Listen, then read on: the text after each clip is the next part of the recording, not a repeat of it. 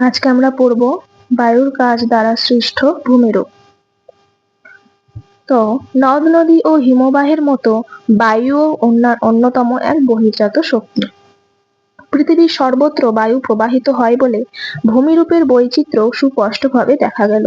প্রধানত মরু অঞ্চলে বা উপকূল ভাগ অঞ্চলে বায়ুর প্রবাহের কাজ সব থেকে বেশি লক্ষ্য করা যায়। তো পৃথিবীর মরু এবং উপকূল অঞ্চলে বায়ুর কাজের প্রাধান্যের কারণ: বাধাহীন বায়ু প্রবাহ। উন্মুক্ত সমুদ্র উপকূল ও মরুভূমিতে বায়ু বাধাহীনভাবে প্রবাহিত হয় এবং তার বাহিত পদার্থকে অনেক দূর পর্যন্ত টেনে নিয়ে যায়।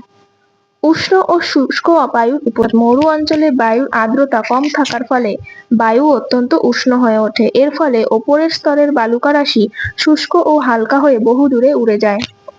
ঝোড়ো বাতাসের প্রাধান্য। ঝোড়ো বাতাসের প্রভাব বেশি, ফলে বাতাসে বাহিত বালির কণার আঘাতে যেমন শিলার ক্ষয় হয়, তেমনি ক্ষয়িত পদার্থ বহু দূরে গিয়ে ভূমিরূপ গঠন করে। উদ্ভিদ শূন্যতা। বালু কণাকে মাটিতে আটকে রাখতে পর্যাপ্ত পরিমাণে উদ্ভিদের অভাব থাকায় মরু অঞ্চলের বায়ু খুব সহজে ও দ্রুত কাজ করতে পারে। শুষ্ক রুক্ষ জমি ও জলাভাব। উষ্ণ শুষ্ক আবহাওয়ার জন্য ওপরের মাটির স্তর শুষ্ক ও রুক্ষ থাকায় মাটি ভঙ্গুর, আলগা এবং প্রবল বাতাসের আঘাতে তা গুঁড়ো হতে থাকে।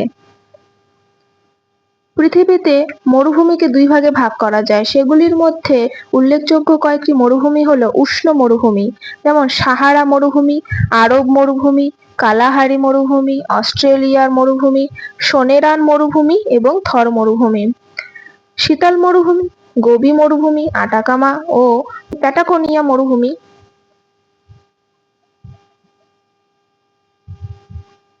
গ্রেট বেসিন মরুভূমি।